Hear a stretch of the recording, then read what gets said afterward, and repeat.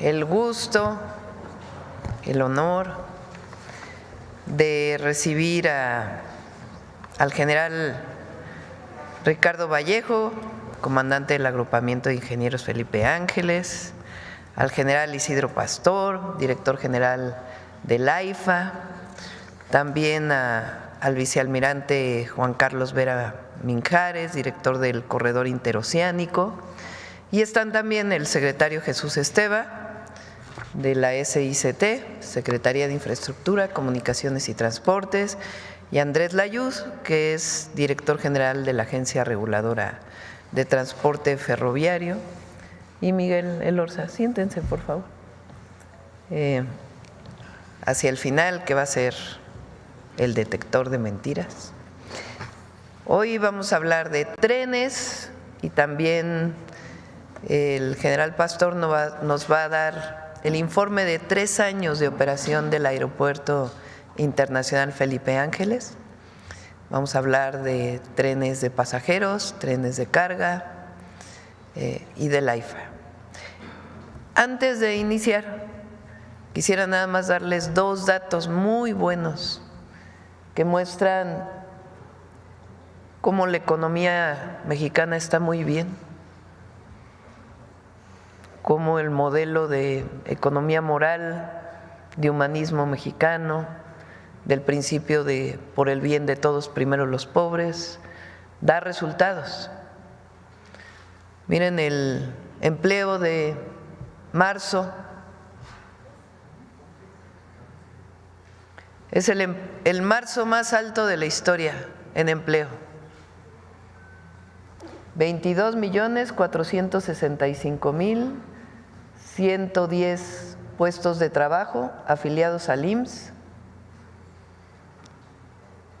Del 1 de enero al 31 de marzo se crearon 226.731 empleos formales. El marzo del año pasado, del 24, no fue muy bueno, incluso hubo una pequeña caída, creo que de 410 empleos, y ahora hay un incremento de 34.179. Es muy buen dato, muy buen dato. Y el otro, a ver si lo tienen, ese no lo traen Bueno, les informo que al cierre de marzo, los ingresos del gobierno federal fueron casi 19% en términos reales por encima de lo que fue enero-marzo del 2024. En términos reales, es decir, descontando inflación. Ahora les doy el dato, si me pasan el dato ahí lo dejé en la reunión de seguridad. Quiere decir que primero agradecer a todos los contribuyentes porque se están pagando los impuestos. Hay algunos que todavía se resisten a cumplir la ley, pero la gente tiene confianza en el gobierno y está pagando sus impuestos. Recuerden que marzo fue el cierre de las declaraciones de personas morales. Entonces, imagínense, 19% arriba del 2024 en términos reales. y el mes de marzo de 2025 histórico, el marzo más alto en empleos formales de toda la historia. Bueno, dos buenos datos, dos buenas noticias. Ahora sí, vamos, ¿quién inicia? ¿Andrés?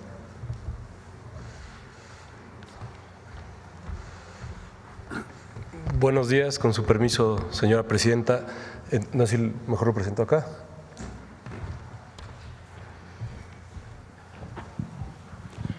Muy buenos días a todas y todos. Les vamos a hacer un resumen de los avances que tenemos en el proyecto de trenes de pasajeros de la Presidenta de la República y también les vamos a dar unos datos sobre cuál es la inversión total y las obras que se están haciendo en los trenes en nuestro país.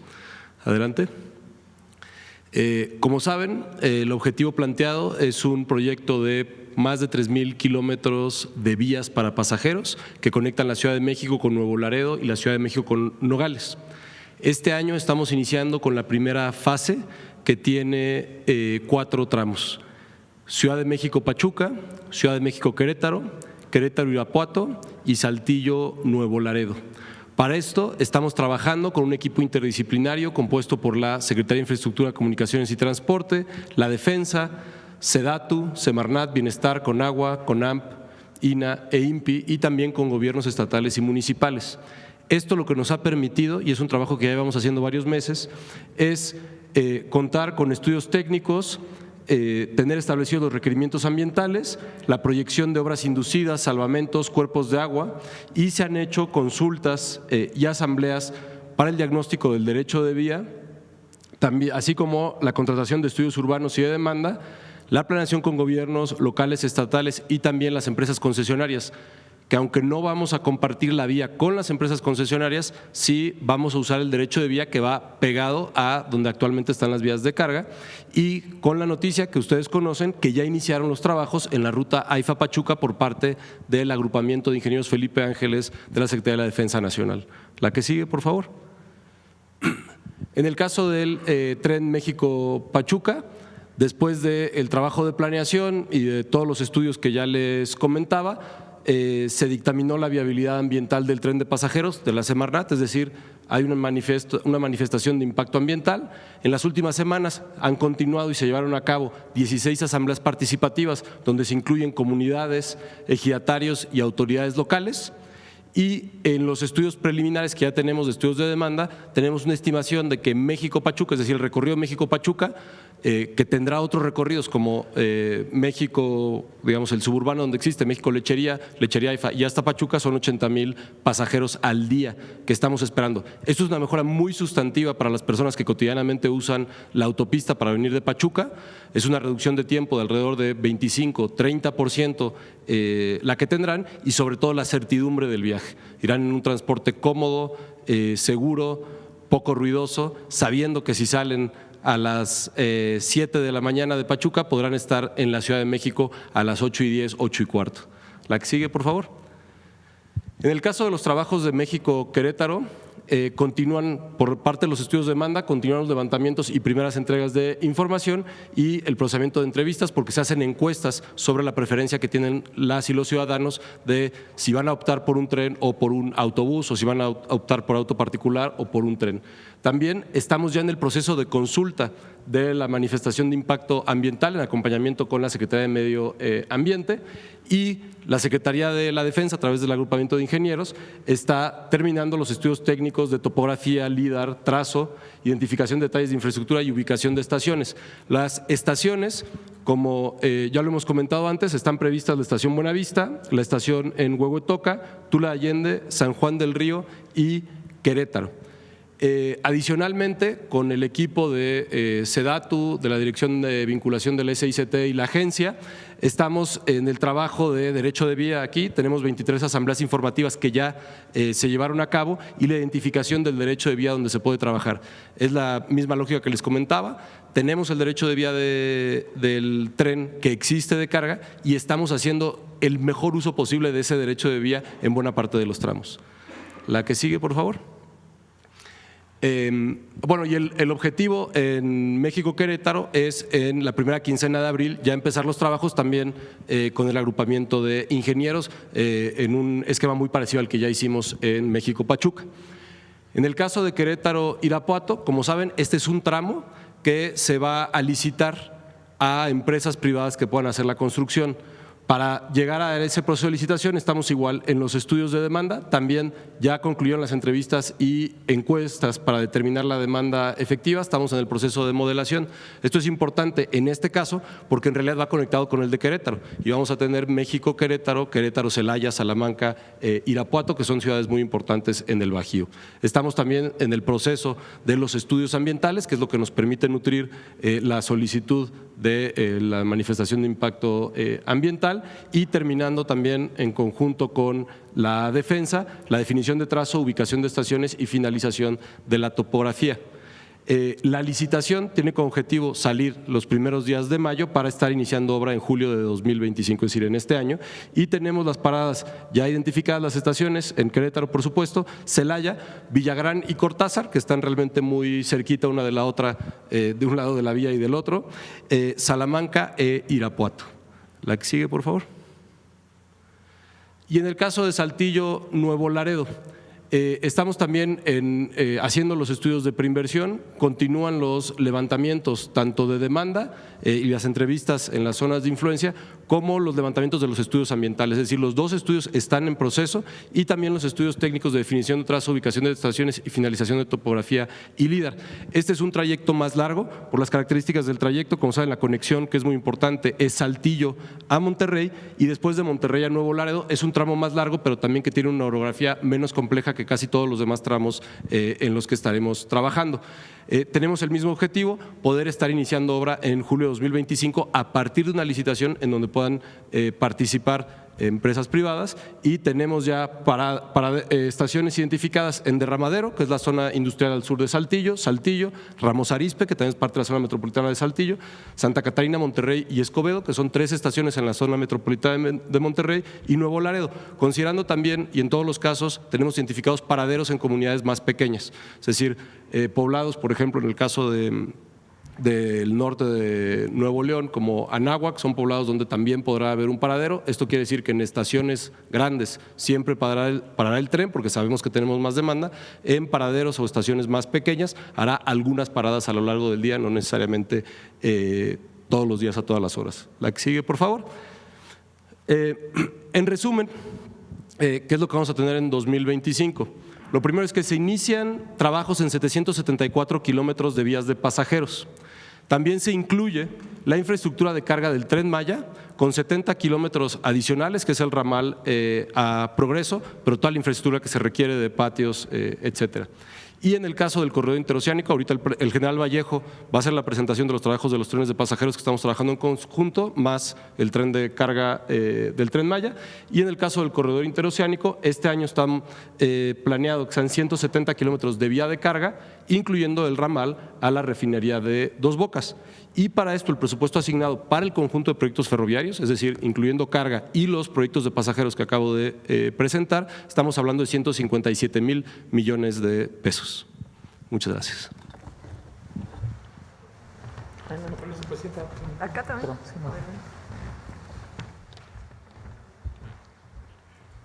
Gracias. Con su permiso, señora presidenta, muy buenos días a todas y a todos. Vamos a hablar de los trabajos de campo que complementan la información que ha proporcionado nuestra autoridad normativa. Siguiente, por favor. Un marco referencial. Efectivamente, estamos trabajando defensa coordinadamente en un equipo interdisciplinario en la construcción de estas nuevas vías férreas, que son los nuevos proyectos prioritarios. Ya se explicó que efectivamente en este primer año vamos a trabajar la primera fase, estos 4 tramos por 774 kilómetros.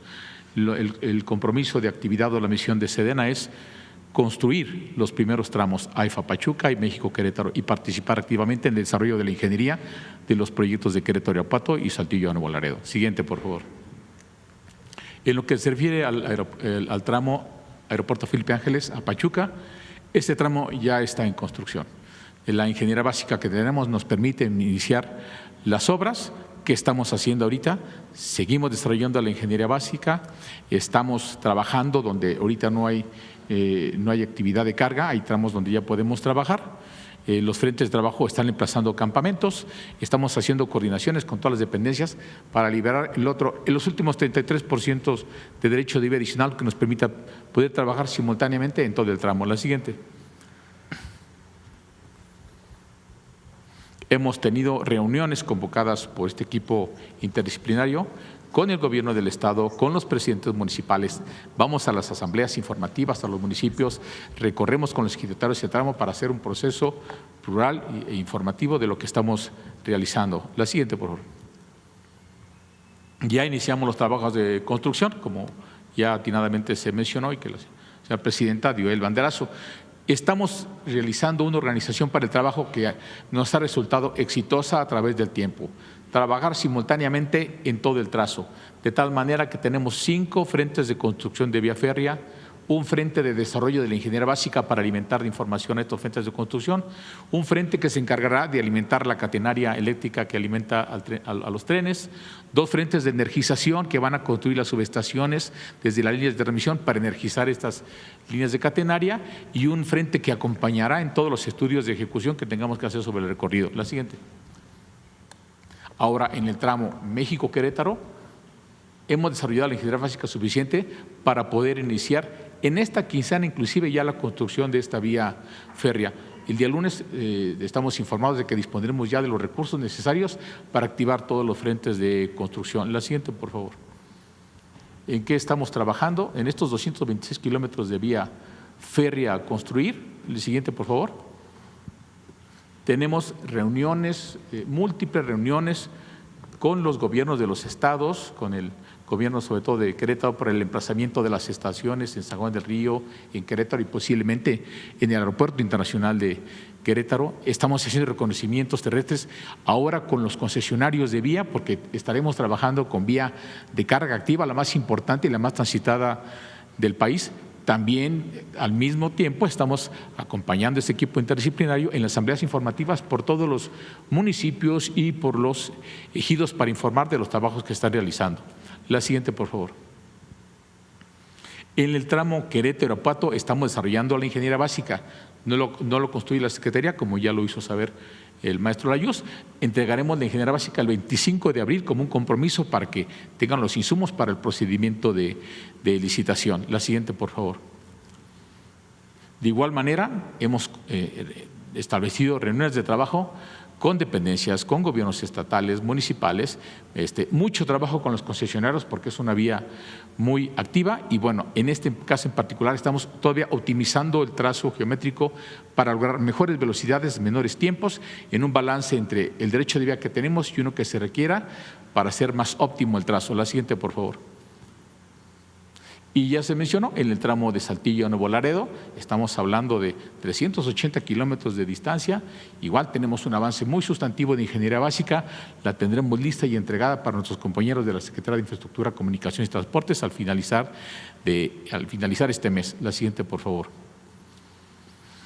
De igual manera, vamos a los estados, vamos a los municipios, convocamos, informamos, escuchamos las opiniones y en un proceso iterativo volvemos a mejorar el trazo geométrico y tomamos en cuenta las consideraciones para el emplazamiento de las estaciones con los estudios de demanda que lo complementan. Y estamos en nuestra campaña de estudios geológicos, geofísicos, geotécnicos. La campaña de Vuelo Líder ya se cerró, es que esta que escanea todo el territorio para revisar todas las obras de impacto que vamos a tener. Y ahorita estamos haciendo inclusive capacitación de nuestros ingenieros y nuestros técnicos para operar en una vía de carga activa y evitar accidentes. La siguiente, por favor. Ahora, simultáneamente tenemos la orden, la siguiente, por favor, de participar en la construcción por directiva presidencial, complementar el servicio de pasajeros que hoy ofrece la empresa Tren Maya con el transporte de mercancías para fortalecer más el modelo de negocios y dinamizar la economía del sureste. ¿Qué vamos a empezar en esta primera etapa? La construcción. De los 10 complejos de carga vamos a iniciar los más importantes, los complejos multimodales de carga en Palenque, en Pochilá, en Progreso y en Cancún. Y vamos a construir 70 kilómetros de vías férreas en la zona metropolitana de Mérida para llevar el Tren Maya hasta el puerto de Progreso en un programa de obra de 1 año y medio. Estamos en condiciones de iniciar estos trabajos también a partir de la siguiente quincena de este mes. La siguiente, por favor. De tal manera que estamos desarrollando una ingeniería básica que ya la tenemos prácticamente terminada en todos los complejos de carga que vamos a iniciar y venimos en todas las campañas ambientales, de rescate arqueológico, siguiente por favor, que nos permitan estar a tiempo. Siguientes. Hemos tenido una muy fructífera interacción por orden de la Presidenta de la República con el gobierno de Yucatán específicamente, porque estamos alineando el proyecto de la Federación con el proyecto estatal de Renacimiento Maya, de conectar sus anillos viales con nuestra red ferroviaria en sus polos de bienestar para que sea un proyecto integral y unamos esfuerzos y reduzcamos costos. Hemos hecho varias reuniones en el corporativo del Tren Maya en la ciudad de Mérida con los equipos de gobierno para llegar a definiciones exactas de lo que vamos a hacer. Siguiente, por favor. Independientemente de todos los trabajos en campo que están muy avanzados. Siguiente. Por último, queremos mencionarle que estamos cerrando ya la pinza. Efectivamente, al construir el anillo ferroviario del Tren Maya, debemos de conectarnos con el ferrocarril del Istmo de Tehuantepec, que están construyendo nuestros compañeros de la Secretaría de Marina, y unirnos a la red ferroviaria nacional. ¿Cómo va a ser posible? Esto se va a realizar en la terminal de carga y traspaso de Palenque. Ya tenemos un punto de conexión, cada quien tiene su misión. Nuestros compañeros de la Armada ya están en Palenque, arriba en la población de Pacalná, a escasos 1,5 kilómetros, y nosotros construiremos otros 370 metros de vía de nuestro complejo de Palenque para conectarnos y permitir que la carga que viene por el corredor interoceánico y toda la carga de la red ferroviaria nacional pueda ya ingresar al Tren Maya. Es muy importante lograrlo, nos pusimos de acuerdo, sacarlo lo más rápido posible para que en el proceso de construcción de la infraestructura de carga del Tren Maya todos los insumos estratégicos que son rieles, durmientes, balasto, fijaciones, etcétera, ya los podamos mover por la red ferroviaria nacional a través de concesionarios y descargar las carreteras y probar que el sistema ya está funcionando con un incipiente movimiento de carga ferroviaria. Ya estamos listos para conectarnos y continuar con el trabajo. La siguiente, por favor. Vamos nuestros campamentos ya están reubicados, los ingenieros militares ya se desplegaron, la maquinaria está lista y tenemos la ingeniería básica. Tan pronto tengamos los recursos, inmediatamente empezamos la infraestructura de carga del Tren Maya para terminar esta primera etapa en 1 año y medio, como lo mencionamos. Tenemos un video, si no, yo tengo de ponerlo, que dura 2 minutos.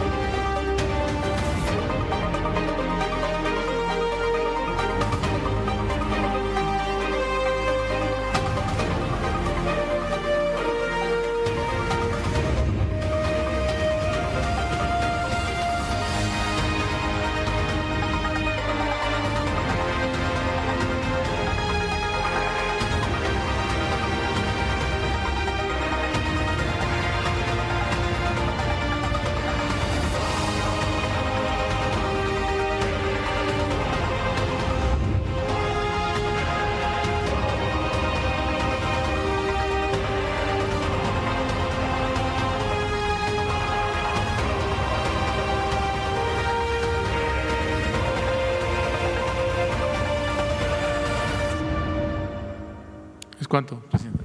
Gobierno de México. Si quiere el vicealmirante y después vamos a la para terminar con trenes. ¿Quiere allá o aquí? Sí, allá, Ya, señora adelante. presidenta. Gracias.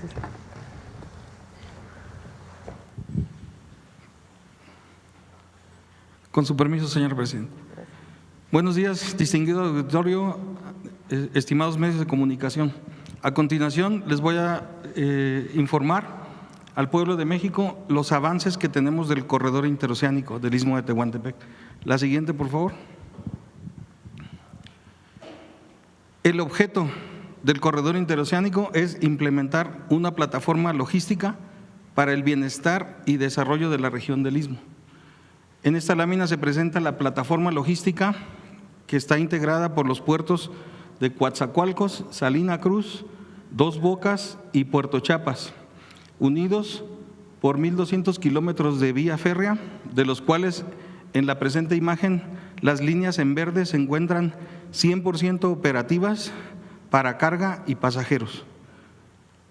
En la línea, a lo largo del Istmo se despliegan 10 polos de desarrollo para el bienestar, 4 en Veracruz, 6 en Oaxaca, 1 en Tabasco y 3 en Chiapas. Lo más importante de este proyecto es los puntos como un punto de interés marítimo, tenemos la zona de influencia terrestre que está comprendida por 4 estados, Veracruz, Tabasco, Oaxaca y Chiapas, con 105 municipios y más de 4,677,000 habitantes.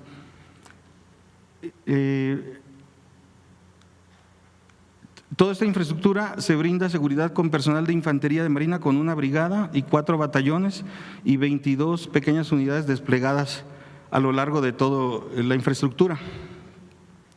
Su zona de influencia marítima está comprendida por los 4 puertos y la zona de ultramar es la que le da el máximo valor estratégico a este proyecto, ya que permite conectar el Istmo de Tehuantepec con todos los puertos del mundo a través de los 2 océanos. La siguiente, por favor. De los avances que tenemos en la línea Z, la tenemos, como decía, 100% operativa, se rehabilitaron 3 patios de trasvase, 7 laderos y entró en operación desde el 22 de diciembre del año 2023. La línea FA entró en operación el 13 de septiembre de 2024, tiene 2 patios de trasvase y 9 laderos y continúa en su rehabilitación, ya que de la estación Ingeniero Roberto Ayala en Huimanguillo hacia Dos Bocas, Tabasco, se va a construir un ramal que se llama vía de penetración de 92 kilómetros. Con este ramal vamos a poder interconectar la refinería con todo el sistema ferroviario nacional. La siguiente, por favor. Aquí se describe un poco los avances de este ramal. A la fecha llevamos un poco más del 55% de avance en liberación de derecho de vía, pero iniciamos su construcción el 21 de marzo pasado y a la par vamos liberando derecho de vía y avanzando con el proyecto, ya que su programa de construcción se estima en 18 meses. La siguiente, por favor. Respecto a la al transporte de carga y pasajeros en la línea del sistema ferroviario del ferrocarril del Istmo, tenemos la línea Z y la línea FA que han operado pasajeros más de 90,000 y cerca de 400,000 toneladas de carga diversa, como son cemento, varilla, granel agrícola, hidrocarburos, y se pueden observar la tendencia de las gráficas en aumento. También se observa que en septiembre del año pasado, cuando entra en operación la línea FA, entonces la operación combinada de las 2 líneas se incrementa y esperemos también desde luego con la línea K, cuando entre en operación, un incremento sustancial. La siguiente, por favor. La línea K es la línea más larga de todas. Mide 440, se van a rehabilitar 447 kilómetros de vía y tiene 427 puentes ferroviarios. Comprende un gran trabajo de infraestructura de parte de mucho personal y tenemos también más de 600 obras de drenaje y 14 estaciones que están en proceso de rehabilitación. Se estima concluir con estos trabajos para esta línea en el segundo trimestre del próximo año. Sin embargo, ahorita a corto plazo tenemos programado poner en operación el primer tramo. La rehabilitación se divide en 3 tramos precisamente para optimizar tramos prioritarios y para mejor control en el proceso de rehabilitación. El tramo 1, que corre de Ciudad Ixtepec a Tonalá, tiene un avance muy significativo, cerca del 87%, y estamos trabajando para tenerlo listo en julio próximo, señora presidenta, y que entre en operación. Un avance general de la línea, un poco más del 70%. La siguiente, por favor. En la ciudad de Huixtla ocurría una situación especial. La ciudad fue generada a partir del ferrocarril, pero ya quedó inmersa a través de 14 pasos a nivel. Entonces, para eficientar el sistema ferroviario y garantizar al mismo tiempo la seguridad de la población, se construyó un viaducto ferroviario de 3 kilómetros. Este viaducto lleva un avance muy significativo. Recientemente tuvimos una visita de supervisión el mes pasado que nos permitió colocar la última dovela de las 84, como se muestra en la figura, es la colocación de la última dovela de acero de 40 toneladas en el cauce del río. Con esta infraestructura se han generado 1,500 empleos directos y se estima concluir en este mes con este viaducto.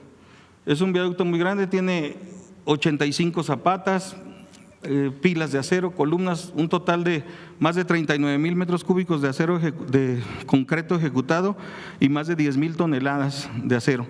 También se construye, muy importante, un parque lineal.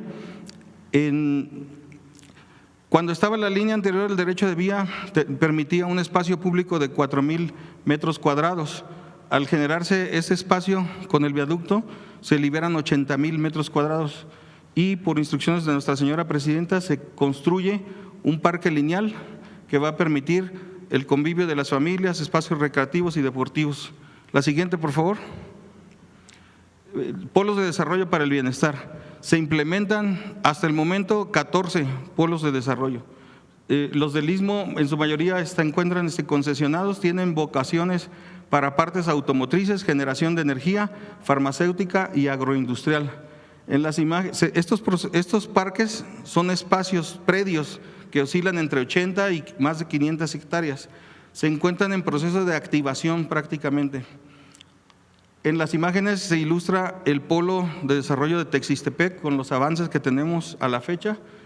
Son concesionados a consorcios a través de licitación pública internacional y en el caso de Texistepec llega un avance significativo del 10% físicamente. La siguiente, por favor.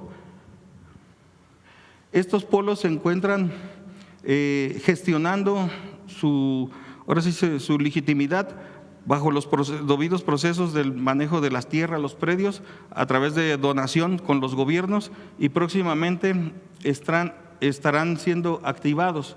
Ahorita estamos próximos por licitar. Está en proceso de licitación San Blas Atempa, el fallo se emite el 15 de julio. Tapachula 1 y Tapachula 2 son 2 predios muy estratégicos que están cerca del puerto, con una vocación agroindustrial principalmente, y se entrará en licitación pública en breves días. Ya estamos a punto de culminar ese proceso. De Teapa, Tabasco y de Arriaga, Chiapas, tenemos 2 predios que estamos generándolos para que se conviertan en polos de desarrollo legítimamente. La siguiente, por favor. El polo de Asunción Ixtaltepec fue asignado bajo licitación pública internacional a la empresa Arcis. Esta empresa desarrolla en un espacio de 50 hectáreas de su predio una planta para la transformación de aluminio. Va a producir transformación de aluminio en productos semiterminados y van a contribuir al desarrollo industrial sostenible, al desarrollo socioeconómico regional, fortaleciendo la competitividad nacional. Inicia su construcción de su planta por diferentes aspectos de ingeniería industrial, su construcción en agosto de este año. La siguiente, por favor. de obra comunitaria. Todo el desarrollo de esta infraestructura no fuera posible si no se conviviera de una manera armónica con la sociedad. Para atender las necesidades de las comunidades y localidades, interactuamos de manera constante con todas las localidades. Se establecen programas comunitarios en coordinación con la Secretaría de Desarrollo Agrario, Territorial y Urbano, la SEDATU. En este proceso de infraestructura hemos implementado más de 90 obras comunitarias. Se ofrecen subsidios hasta de 5 millones de pesos. Bajo un proceso democrático se realizan asambleas comunitarias, se establece ahí, se elige un comité de obra, se selecciona y esto trae como beneficio atender principales necesidades a las comunidades, respeto al uso y costumbres de las personas, participación activa de mujeres, se generan lazos de confianza y empleos. De las obras que se construyen son agencias municipales, espacios públicos como domos de multiusos, jardines, espacios deportivos de interés para la localidad. La siguiente, por favor. El puerto de Salina Cruz. El puerto de Salina Cruz se encuentra en proceso de modernización y tiene un futuro muy prometedor. Estamos viviendo momentos históricos y de mucha emoción en razón de que hemos tenido logros de infraestructura como por ejemplo la construcción de un rompeolas de 1.600 metros que se observa al final. Esa nos permite una dársena con una profundidad de 25 metros naturales que va a permitir la entrada de los buques más grandes del mundo y va a posicionar al puerto de Salina Cruz como uno de los puertos más grandes o el puerto más grande en su profundidad del continente americano. La ampliación de la bocana de entrada del puerto comercial. Esta bocana se amplió a 120 metros y se retiraron unos obstáculos que existían.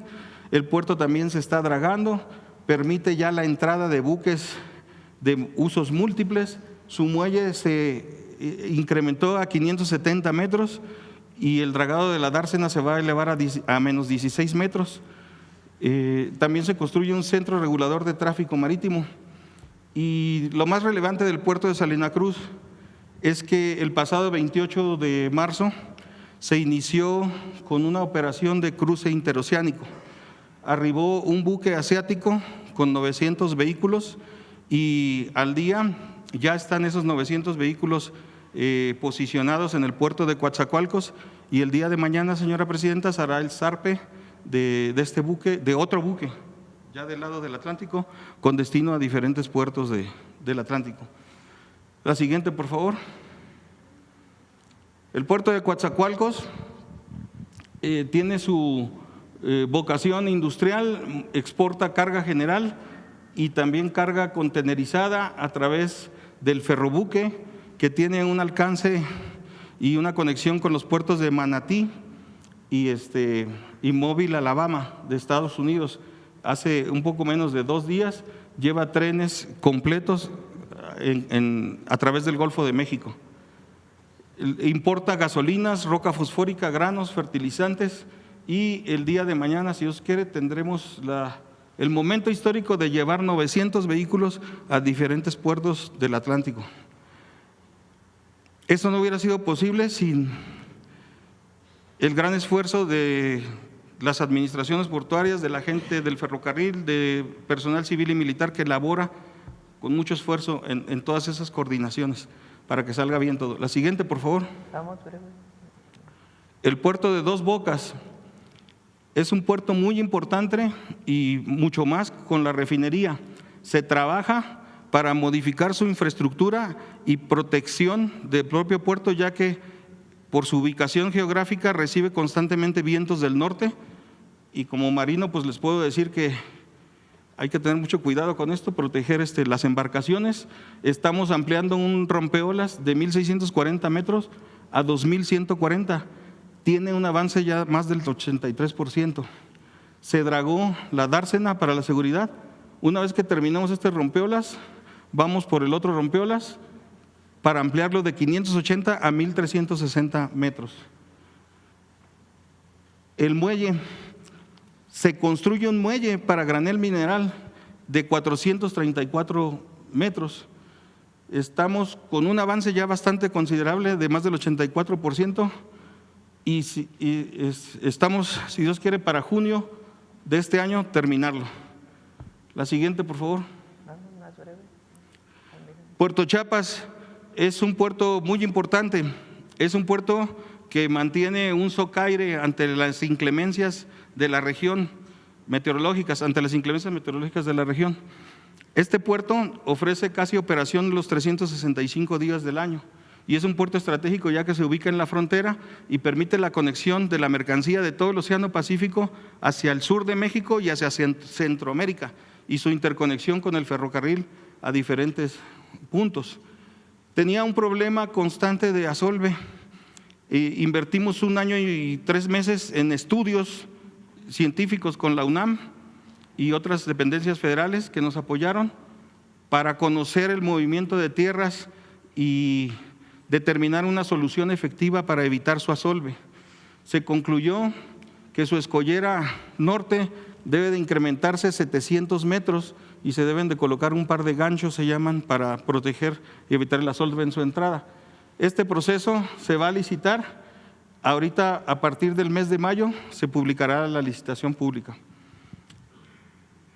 El puerto también se generó un circuito muy importante de 3.5 kilómetros de vías y tiene, este circuito va a permitir el transbordo de mercancías y conectar la línea K con el propio puerto y desembarcar contenedores. También tiene una plataforma para 254 contenedores refrigerados. Esta es la parte de operación del puerto, tiene una vocación muy importante de movimiento de mercancías, pero a su vez también tiene vocación turística y se trabaja programando el incremento de cruceros. La administración del puerto ha hecho su promoción y ya se incrementa el servicio de cruceros para estos próximos años. La siguiente, por favor. Se puede concluir que la plataforma logística del corredor interoceánico del Istmo de Tehuantepec se encuentra operando de manera parcial, pero significativa, y se está modernizando para cumplir con su misión de generar bienestar y desarrollo de esta región. ¿Es cuánto, señor presidente? Ahora sí vamos con AIFA. Gracias. Por acá también.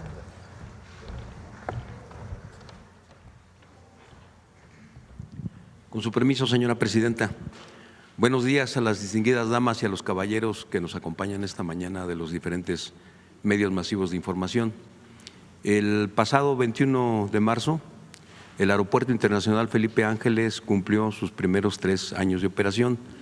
Me es grato informarles, darles a ustedes algunas estadísticas sobre la operación en estos primeros 3 años. En el primer año se transportaron más de 912,000 pasajeros, fueron 9 meses de operación. En el segundo año pasamos a más de 2.6 millones de pasajeros. En el año 2024 se transportaron más de 6.3 millones de pasajeros y en estos primeros 3 meses llevamos más de 1.6 millones de pasajeros transportados. Hemos ido cumpliendo las expectativas que están plasmadas en el programa Maestro Desarrollo. Desde el último trimestre de 2023, el aeropuerto Felipe Ángeles se convirtió en el principal aeropuerto de los 80 que existen en el sistema aeroportuario mexicano en el transporte de carga. Se han transportado más de 712,000 toneladas de mercancías que han permitido al sistema de administración tributaria de nuestro país recabar más de 140,000 millones de pesos por impuestos de comercio exterior. Por lo que respecta a los ingresos propios del AIFA, desde el primer trimestre del año 2024, nuestros gastos de operación están siendo cubiertos por nuestros ingresos y este año 2024 terminamos con 448 millones de pesos a favor. Hemos recibido algunos premios que ustedes ya han, de los cuales ustedes ya se han dado cuenta. hemos generado más de 15,000 empleos directos y más de 150,000 indirectos alrededor del polígono aeroportuario, y los datos específicos quisiera yo resumírselos en un video de un poco más de 3 minutos, si me permiten, por favor. El pasado 21 de marzo, el Aeropuerto Internacional Felipe Ángeles cumplió 3 años de haber iniciado operaciones con una infraestructura moderna y un crecimiento constante, ofreciendo transporte aéreo ágil y de calidad a través de operaciones eficientes y seguras. En 3 años se han obtenido logros relevantes, transportando a más de 11 millones de pasajeros. El aeropuerto cuenta con tecnología vanguardista, certificado con el Sistema de Aterrizaje por Instrumentos Categoría 3 Alfa, ILS por sus siglas en inglés, el cual permite realizar operaciones en condiciones de baja visibilidad como niebla y lluvia, reduciendo demoras, privilegiando la seguridad de los pasajeros y carga. Durante el año 2024 se registraron más de 6 millones de usuarios, lo que representa un aumento del 118% respecto al 2023. Actualmente operan 7 aerolíneas nacionales con 37 destinos en el país. En las rutas internacionales se cuenta con 8 destinos, operados por 3 aerolíneas nacionales y 3 extranjeras, superando las 95,000 operaciones desde su apertura el 21 de marzo de 2022 a la fecha. A partir del año 2022 han sido transportadas por vía aérea más de 700,000 toneladas de carga, lo que posiciona a AIFA como el primer lugar en el movimiento de mercancías en el sistema aeroportuario mexicano y en un centro clave para el traslado de bienes en el país. En el mismo periodo, la Terminal de Aviación General ha registrado un movimiento de más de 6,100 operaciones aéreas, transportando a más de 44,000 pasajeros. A finales del año 2024 se construyeron 6 recintos fiscales adicionales a los 12 que ya existían para el control de mercancías de comercio exterior. De igual forma, en el último trimestre del 2023 se incrementaron las rutas de conexión terrestre entre el AIFA, 20 ciudades de la República Mexicana y 18 puntos del Valle de México, entre ellos el Aeropuerto Internacional Benito Juárez, por medio de autobuses de línea comercial, lo que permite una conectividad oportuna y eficaz. Al día de hoy se realizan encuestas mensuales para medir la satisfacción de los pasajeros, lográndose que en el mes de marzo de 2022 el nivel de satisfacción general fuera del 73.21% y en el mes de febrero de 2025 del 91.07%. El 2 de diciembre de 2024 el aeropuerto Felipe Ángeles fue reconocido con el premio Prix Versalles, destacando su excelencia en diseño y arquitectura. Afrontamos retos con una visión de crecimiento permanente, de mejora continua y de innovación constante, fortaleciendo continuamente las alianzas con aerolíneas y operadores logísticos, con el objetivo de incrementar sus rutas aéreas, conectividad terrestre y la transportación de carga, trabajando ampliamente para contribuir con el desarrollo del país en beneficio del pueblo de México. Aeropuerto Internacional Felipe Ángeles. Gobierno de México. Muchas gracias. Es cuanto, señora presidenta. Pues como ven, vamos muy bien. Bueno, vamos a las preguntas. A ver acá. Hola, buenos días, presidenta, secretarios. Quería aprovechar, ya que hablaba de impuestos de recaudación, empezó ayer la campaña anual de declaración de impuestos. Empezó quizá con un poco de mal pie por la saturación de que todo el mundo quería hacer la declaración y se cayó el sistema, pero si tienen alguna previsión de cuántas personas van a hacer la declaración este año, cuál es la recaudación que pretenden obtener este año, y también el tema que le puede interesar a muchos es qué previsión de devoluciones pretende dar Hacienda este año para los contribuyentes. Sí. Si quieren, invitamos a Antonio del SAT para que nos platique los detalles de este mes, que es la declaración de personas físicas. El número de recaudación o los números de recaudación hasta ahora hemos recaudado a marzo de 2025 $1,717,288 pesos, lo que representa 19.7% más en términos reales, es decir, descontando inflación, que lo que se recaudó de enero a marzo del 2024. Y para lo que preguntas, invitamos a Antonio en la semana que viene para que pueda dar los detalles. Bueno, muchas gracias. Por cierto, mi nombre es José Leveña de Publimetro. En cuanto al tema de trenes, en los últimos días ha surgido una polémica en Querétaro sobre la reubicación de la estación de Querétaro. Comentan desde el Gobierno de Querétaro y desde el municipio que les van a presentar 4 opciones, es para saber si ya las conocen, si las van a valorar y si realmente la opción que tiene el Gobierno federal es la más óptima para los pasajeros.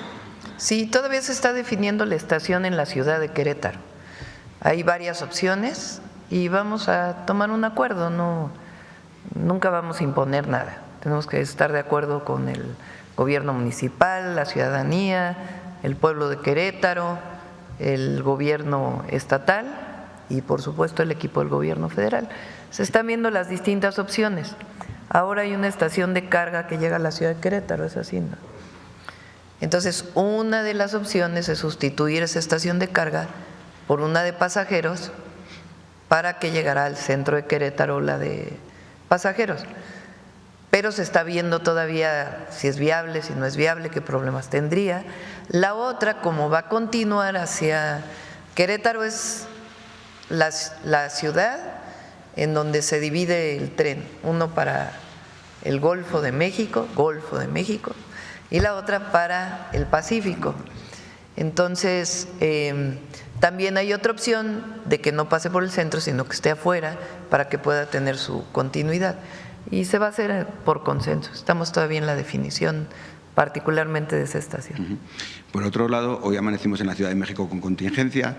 Ayer también entró en vigor un impuesto ecológico para las empresas, pero también aquí en la Ciudad de México, pero también en Nuevo León están preocupados por los altos niveles de contaminación, las turbaneras que hay últimamente, y se preguntan en Nuevo León que cuándo se va a poder llegar a hacer las inspecciones a la refinería de Cadereyta, porque se habían llegado a un acuerdo entre el Gobierno estatal y el Gobierno federal para hacer estas inspecciones, así como también clausurar las empresas contaminantes como Zinc Nacional, que el Gobierno de Nuevo León ya ha suspendido.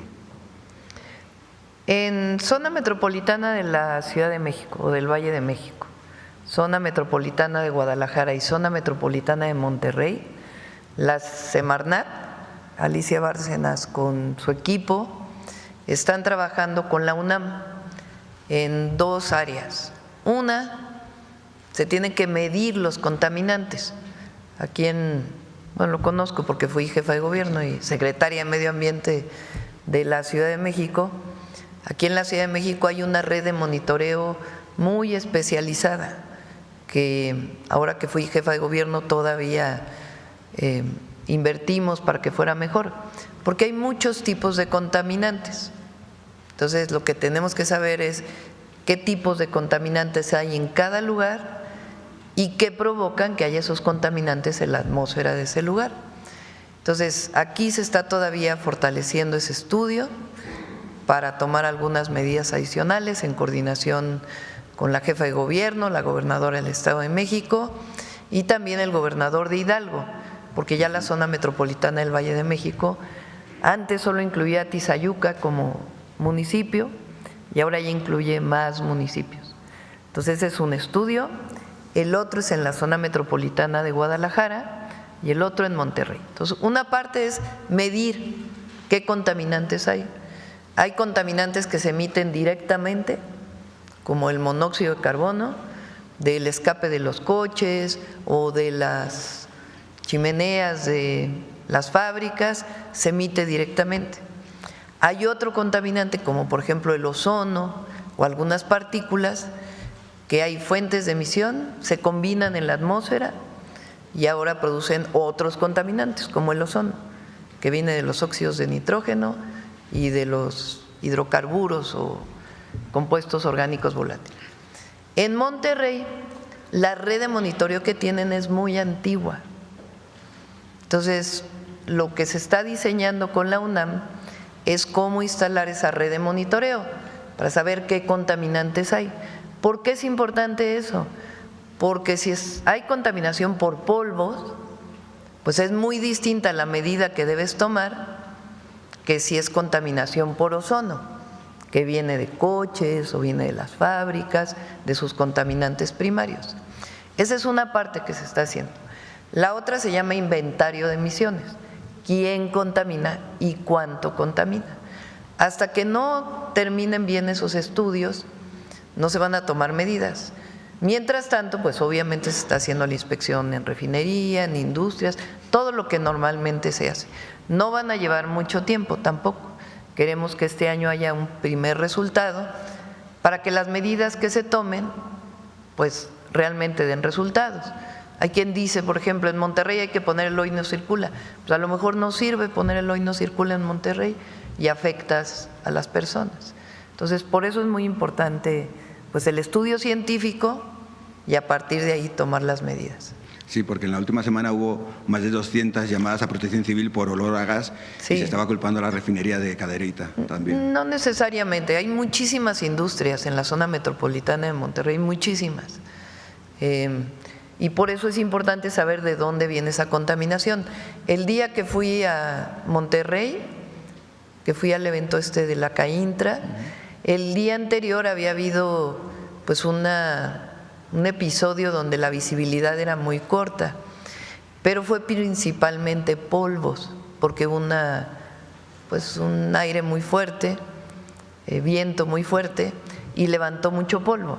Entonces, por eso, para beneficio de los habitantes de la zona metropolitana de Monterrey, pues hay que saber quién contamina, cómo se contamina, para poder tomar las medidas adecuadas. ¿Y el gobierno de Nuevo León pretende acceder a inspeccionar también la refinería? Sí, ellos tienen atribuciones, no para la industria federal.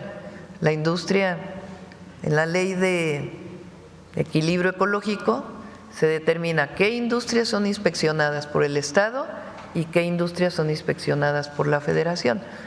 Obviamente, si hay contaminación por industrias, no necesariamente tiene que irse la industria de ahí.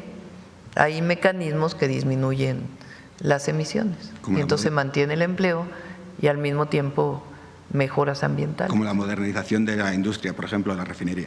Sí, exactamente. ¿Y aquí en la Ciudad de México se podría tomar alguna otra medida adicional? Usted que conoce muy bien, ¿no?, el tema de la contaminación aquí, en la Ciudad por ejemplo, esta época ahí, la época de calor, la época del inicio de la primavera, normalmente hay estas contingencias ambientales, que por cierto hay más contingencias ahora que antes, porque el límite para declarar la contingencia es más bajo, para proteger más la salud. Entonces han ido bajando los límites de contingencia.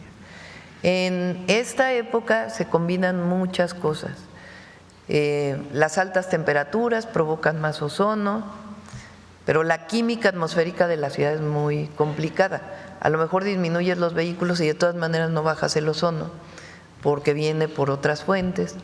Y algo que impacta mucho en esta época son las quemas agrícolas y los incendios forestales que provocan pues distintos contaminantes, que es una medida distinta la que hay que tomar, que no necesariamente tiene que ver con los vehículos. Okay. Muchas gracias. Ya para terminar, es para saber qué habló ayer con el primer ministro de Canadá. Hablamos coincidimos en que es muy importante seguir la comunicación con Estados Unidos por la importancia que tiene la integración de nuestras tres economías, seguir fortaleciendo el tratado comercial, que por cierto, ahí en la comentocracia, sin dar nombres, dicen que yo siempre estuve en contra de los tratados comerciales y que ahora digo que son buenos. Si se fijan a ver si ponen aquella foto de la Universidad de Stanford donde hace unos cuantos años, por ahí del 92 yo creo, 93, no me acuerdo exactamente, hicimos una manifestación, ya lo platiqué aquí, al entonces, no le voy a decir presidente porque llegó con un fraude, a Salinas de Gortari. Hicimos una manifestación, estudiantes mexicanos que estábamos allá y muchos paisanos y paisanas. Y el cartel que yo levanté decía: tratado justo, democracia ahora. Ahí está.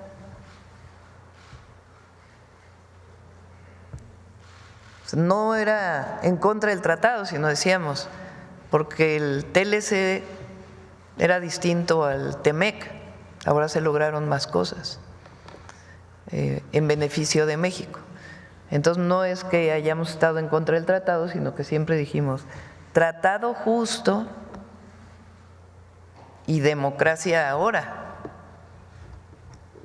Pues ahora tenemos democracia y hay un mejor tratado que negoció en su momento. Primero fue Peña Nieto y luego lo cerró bien el presidente López Obrador. Bueno, entonces con el primer ministro de Canadá hablamos de la importancia del tratado y también de mantener el acuerdo comercial siempre entre Canadá y México, que nos permita pues tener los beneficios. Bueno, a ver quién más que no haya preguntado tanto, a ver tú.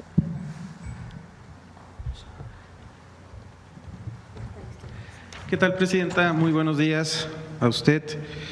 Pues bueno, de acuerdo a los precriterios de la política económica dados a conocer el día de ayer por la Secretaría de Hacienda y Crédito Público, mueve su previsión sobre el tipo de cambio estimado en una depreciación del peso que se estima de aproximadamente 8% al cierre del 2025. Esto podría cotizarse aproximadamente, de acuerdo a este precriterio, en 20 pesos por dólar.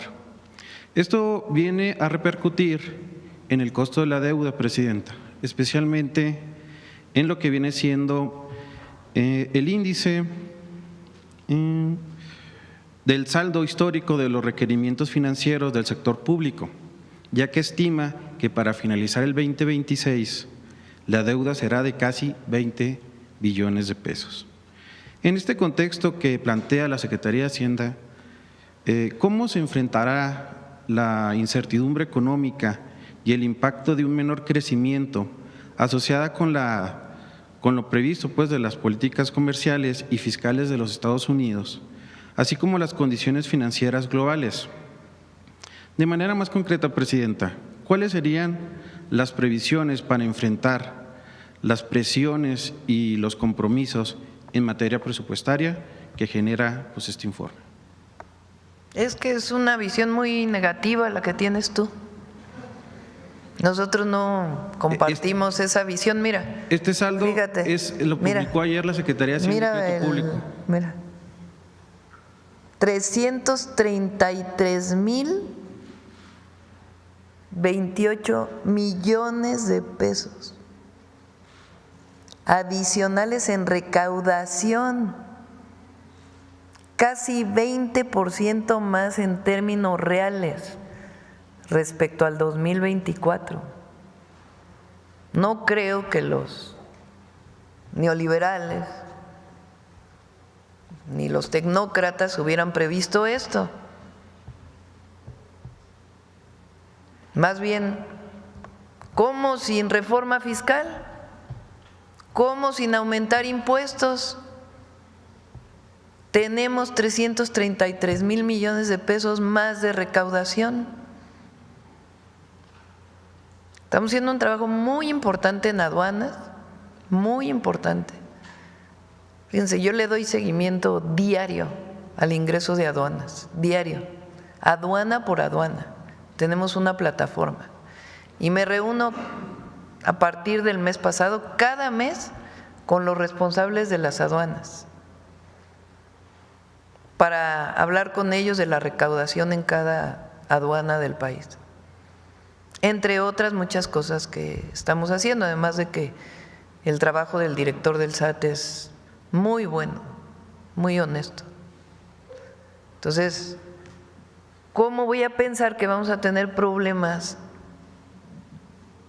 en la recaudación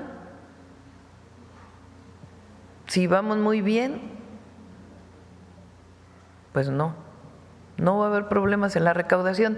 Y llama hoy en la tarde, no es hoy, a las 2 de la tarde, hora de México, creo, ya es el anuncio del presidente Trump sobre tarifas, aranceles, repito, es a todo el mundo, no solo en su caso a México. Vamos a ver cuál es el anuncio que da. Pero nosotros tenemos un plan de fortalecimiento de la economía en cualquiera de las circunstancias.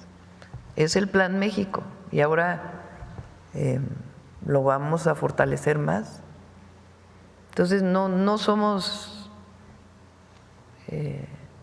negativos. Presidenta, este planteamiento se lo hago porque es una publicación del día de ayer de la Secretaría de Hacienda. Estos datos están publicados ayer. Sí, pues ellos dan los datos técnicos. En Twitter. Pero tu pregunta dice, ¿qué van a hacer porque va a caer la recaudación? No, pues va muy bien la recaudación.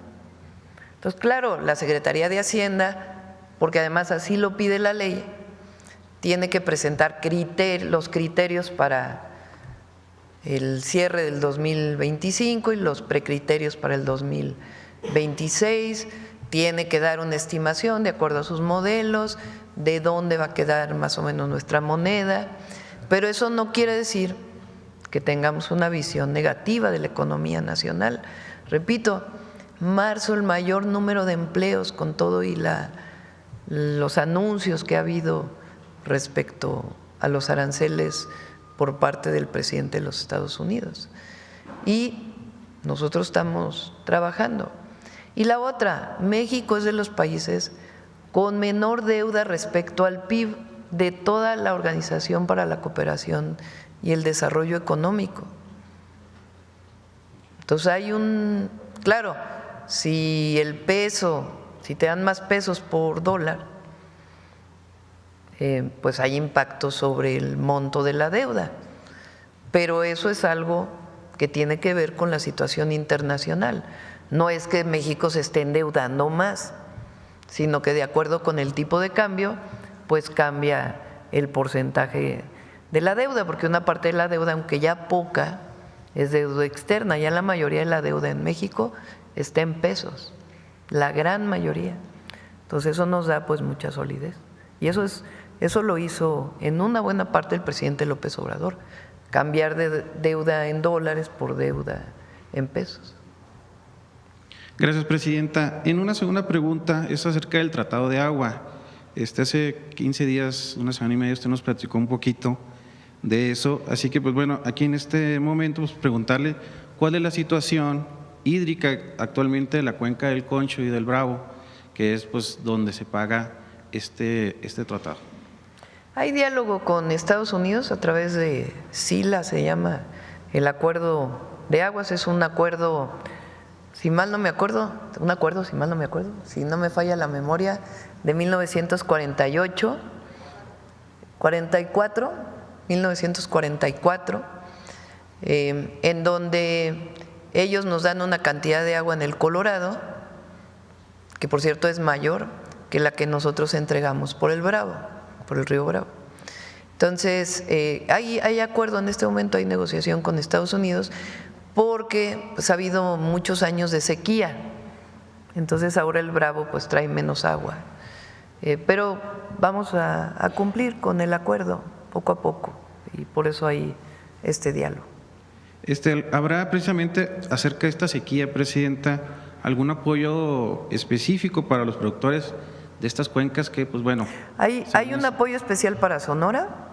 Estamos trabajando con el gobernador de Coahuila por parte de la Conagua y SADER para ver si puede haber un apoyo especial. Y además recuerden que estamos haciendo, en particular en la frontera norte, aunque no solo, porque es en todo el país, todo el programa de tecnificación de riego agrícola. Eso va a ser muy importante, porque va a haber más productividad en el campo con menos agua. Entonces, es algo, por ejemplo, que Estados Unidos había estado solicitando a México, de que para que se pueda cumplir con el tratado, pues se hiciera tecnificación. Lo hacemos por los agricultores mexicanos y por el campo en México, pero además nos permite cumplir de mejor manera con el Tratado de Aguas.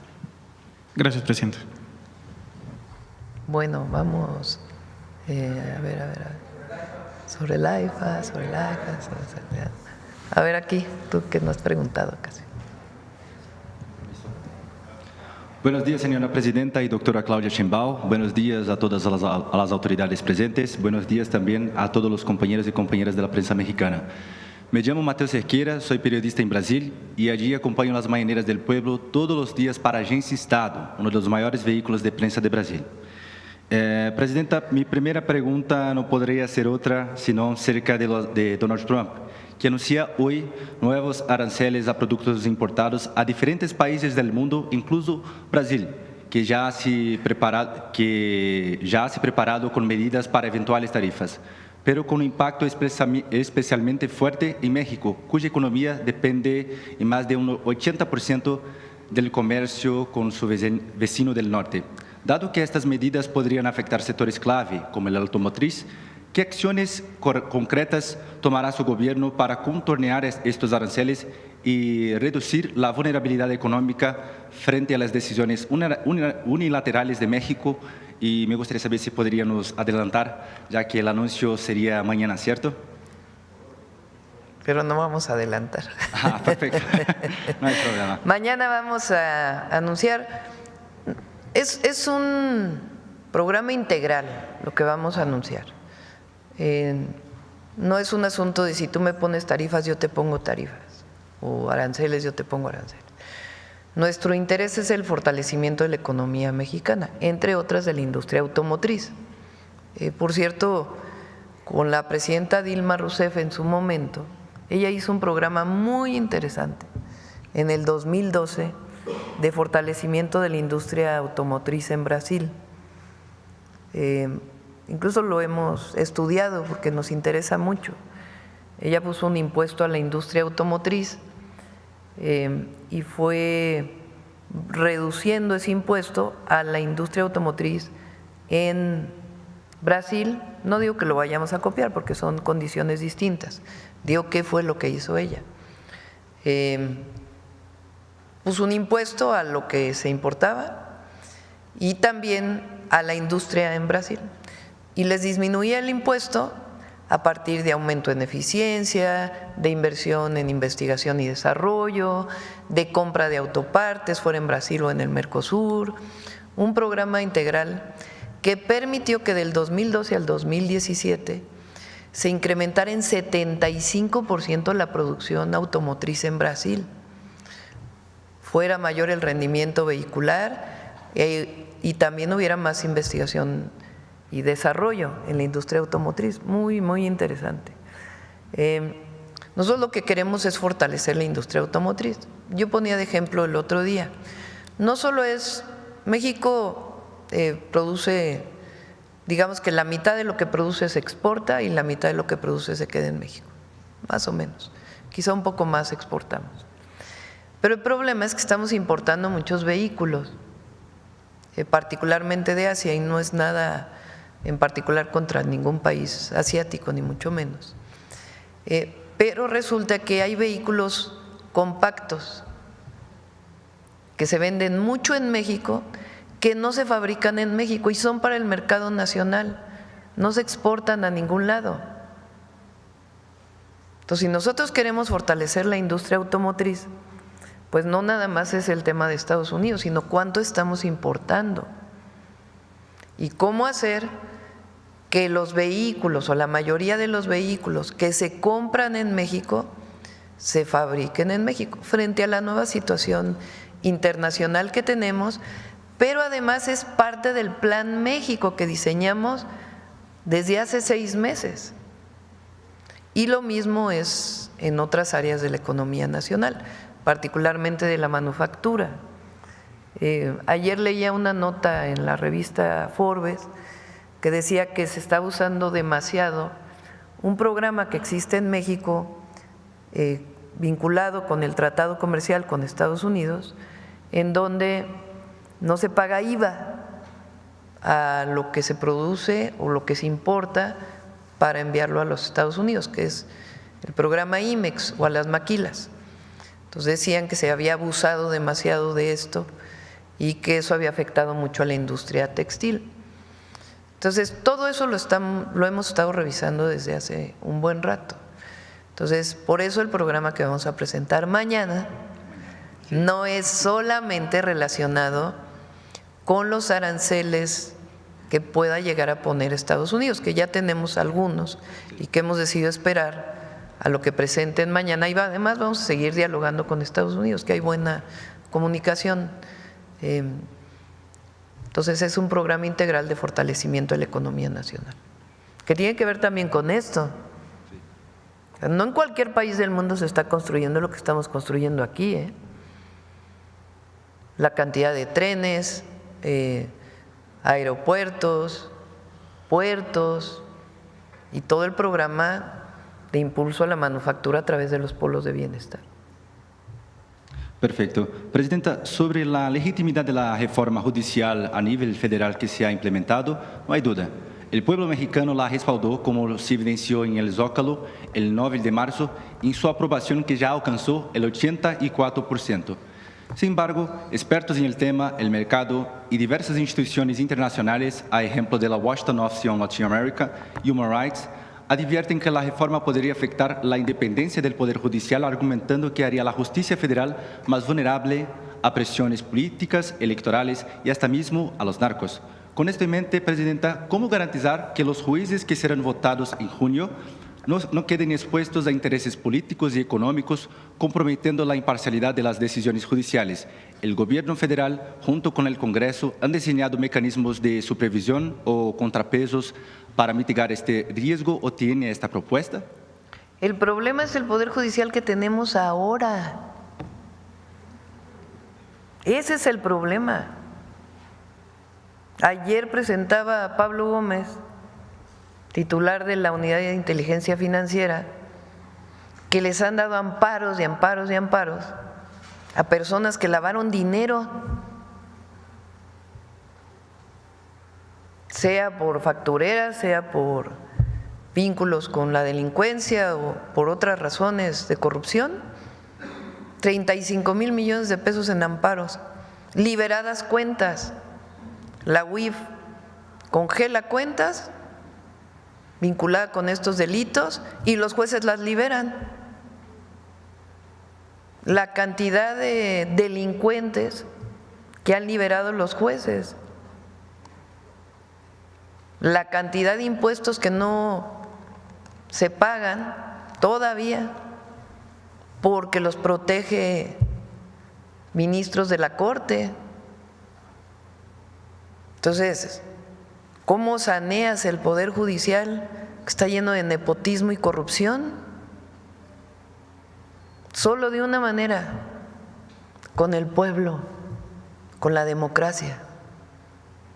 Van a ser mucho más independientes y mucho mejores jueces porque le van a responder al soberano, al pueblo.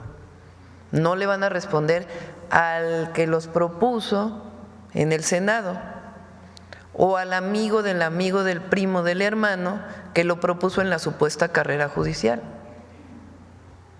Pues vamos a tener un mucho mejor Poder Judicial, mucho mejor, porque ¿quién lo va a elegir? El pueblo. Perfecto. Doctora Sheinbaum, no pude dejar de aprovechar mi estancia aquí en México para conversar con los ciudadanos mexicanos que tienen la máxima autoridad para evaluar su gobierno. En estas conversaciones en las calles de la Ciudad de México, observé una amplia gama de opiniones sobre su gobierno. Por un lado, muchos expresaron su apoyo. Uno incluso la llamó de la dama de hierro mexicana, en alusión a neoliberal Margaret Thatcher, pero en la versión progresista y latinoamericana, por cierto, destacando su firmeza y liderazgo. Sin embargo, también observé preocupaciones sobre la posible relación… Dije cabeza fría, no sí. dama de hierro, es distinto. Sin embargo, también observé preocupaciones sobre la posible relación entre políticos de Morena y distintos partidos de México y actividades ilícitas con el narcotráfico, algo que también observamos en Brasil. En este contexto, ¿qué medidas concretas está tomando su administración para garantizar que la transparencia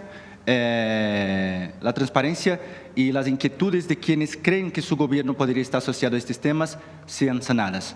Pues no creo que mucha gente lo piense. Ay, ¿cómo? A ver la encuesta del lunes, del martes, del miércoles. 84%, ¿sí? Sí, 80. O sea, no creo que mucha gente en México piense lo que dices, ¿no? Si hay un apoyo popular a nuestro gobierno, porque no es a la presidenta, es a nuestro gobierno que representa la Cuarta Transformación. Y se mantiene pues la aprobación. De hecho, hoy sale otra donde bajamos un poquito, pero se mantiene en un porcentaje muy importante de aprobación. Y es porque estamos cercanos al pueblo y porque hay honestidad. Si no hubiera honestidad, si no hubiera autoridad ética, política, si hubiéramos traicionado nuestros principios, pues no tendríamos ese apoyo, ¿no?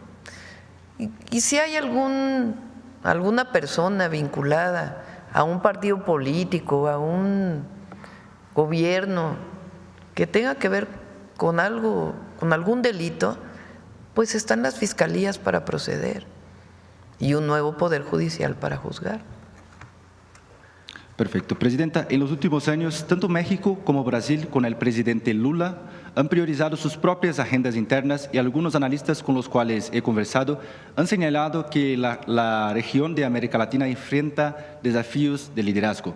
Organismos como la CEPAL destacan… Ay, Lula es muy buen líder, sí. Muy buen líder. Sí, pero en el contexto de América Latina, sí. Entonces, organismos… No, yo no veo eso. Xiomara es muy buena presidenta. Sí.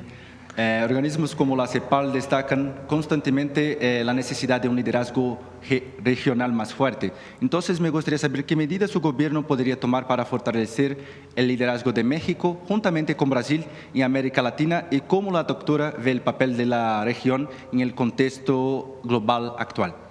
Ahora viene la reunión de la CELAC, creo que es el 9, no sé qué día es. Tengo pendiente una llamada con la presidenta de Honduras porque pasa la presidencia de la CELAC de Xiomara Castro al presidente Petro. Y estamos viendo a ver si es factible ir. Ojalá podamos ir, pero hay muchas cosas aquí en el país. Entonces, perfecto. ¿Y cerca de los pero BRICS? eso va a ser muy bueno. Aunque todo se toma por consenso, tiene sus limitaciones, la CELAC es un espacio importante para América Latina y el Caribe. Perfecto. Y cerca de los BRICS, la señora ya ha decidido, se irá en julio a Brasil participar Ahí de sí esta… no voy a ir. Probablemente enviemos a alguien al evento. Perfecto. Y la última pregunta, señora presidenta. El Banco de México redujo la tasa de interés al 9% el jueves pasado. ¿Bajó? Sí, señalando que el proceso de desinflación sigue avanzando, pero también advirtió sobre los riesgos globales como las tensiones comerciales y los conflictos geopolíticos que podrían afectar la economía mexicana. Ante este panorama, ¿qué medidas está tomando su gobierno para fortalecer el crecimiento económico y reducir la vulnerabilidad de México a choques externos? Y además de eso, ¿cómo ve su administración el papel de la política fiscal para complementar las acciones del Banco Central? Gracias. Está bien la economía de México. Es obvio que si pasan temas a nivel internacional, pues obviamente hay sus impactos en México, sobre todo en los indicadores macroeconómicos.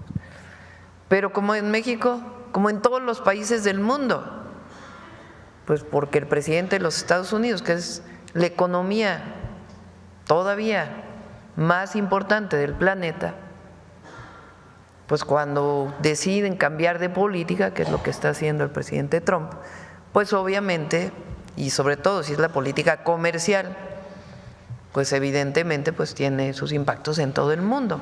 El asunto es qué tan fuerte es tu economía para poder atender esos impactos. Y repito, vean los indicadores del cierre de marzo: empleo histórico, recaudación histórica, y la inflación está bien también. Entonces, y el Banco de México está trabajando bien. Bueno, ya vamos a cerrar porque hoy cerramos más pronto. Sobre el AIFA, a ver, sobre el AIFA, ¿quién va a preguntar sobre interoceánico, sobre el AIFA? Vamos a cerrar hoy a las 9:03. Vamos con el detector de mentiras.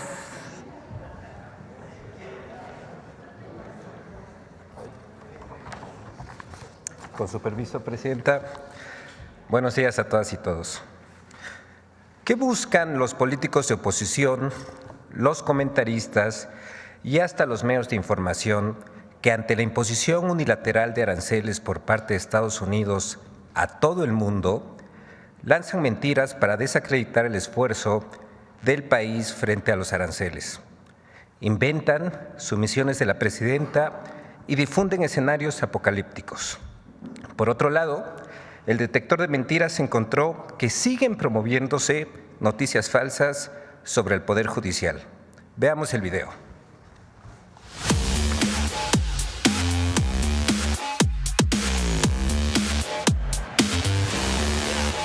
Medios de comunicación, comentaristas y políticos de oposición ya culpan a la presidenta Claudia Sheinbaum de la posible imposición de aranceles, aunque se trate de una medida unilateral del gobierno de Estados Unidos contraria a las disposiciones del Tratado de Libre Comercio entre ambos países. 1.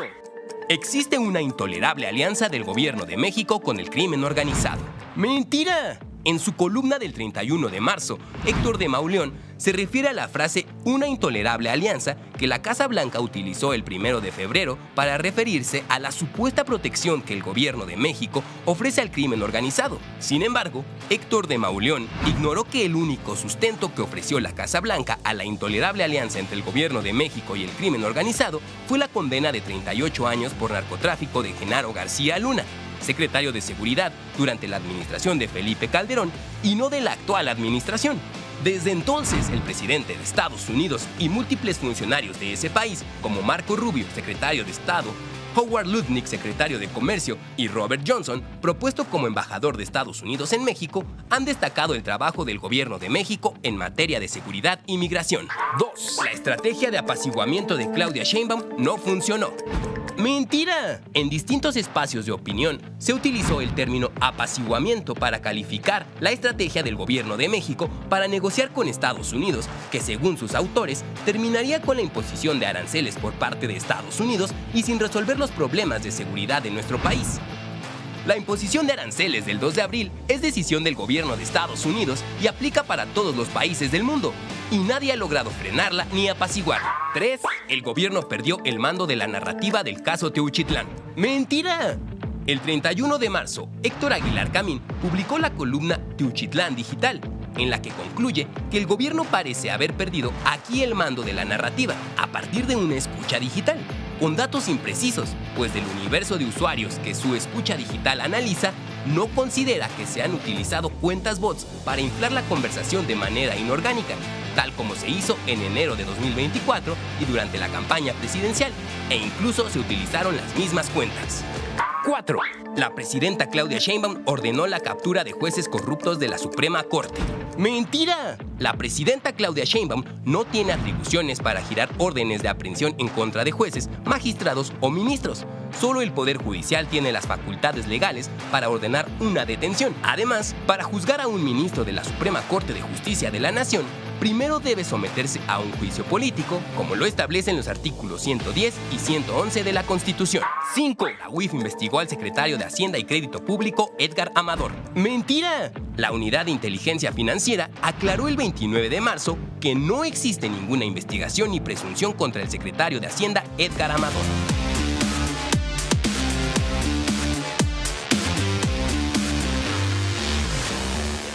Gracias, Presidenta. Buen día.